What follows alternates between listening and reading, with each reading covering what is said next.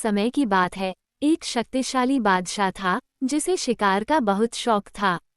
उसके पास एक सुंदर और बहादुर बाज था जो उसकी हर शिकार यात्रा में उसका साथी बनता। वह बाज न सिर्फ तेज उड़ान भरता बल्कि बादशाह के लिए सबसे बेहतरीन शिकार भी पकड़ता था। एक दिन बादशाह शिकार के लिए निकला। घना जंगल था, सूरज सिर पर चमक रहा था और बादशाह को प्यास लगने लगी। उसे एक चट्टान से पानी टपकता दिखा। उसने अपना प्याला निकाला और उसे भरने लगा। लेकिन जैसे ही उसने पानी पीना चाहा, बाज ने झपट्टा मारा और प्याला गिरा दिया। बादशाह को गुस्सा आया, लेकिन उसने खुद को शांत किया और फिर से प्याला भरा। इस बार भी बाज ने प्याला गिरा दिया।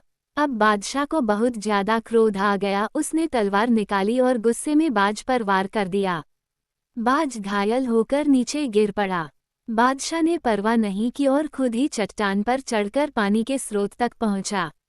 लेकिन जैसे ही उसने वहां देखा, उसके होश उड़ गए। पानी के स्रोत में एक जहरीला सांप मरा पड़ा था।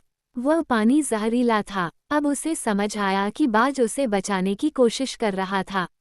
पश्चाताप की अग्नि में जलते हुए बादशाह अपने प्रिय बाज के पास आया, लेकिन तब तक बहुत देर हो चुकी थी। बाज उसकी गोद में अंतिम सांस ले रहा था। उसकी आंखों में कोई शिकायत नहीं थी, बस निस्वार्थ प्रेम और वफादारी झलक रही थी। बादशाह की आंखों से आंसू बहने लगे। उसने सीखा कि क्रोध और अधीरता में लिए गए फैसले जीवन भर का पछतावा बन सकते हैं। इस कहानी से हमें ये सीख मिलती है कि हमें कभी भी गुस्से में आकर निर्णय नहीं लेना चाहिए। जो लोग हमारे भले के लिए टोकते हैं, जरूरी नहीं कि वे हमारे दुश्मन हों।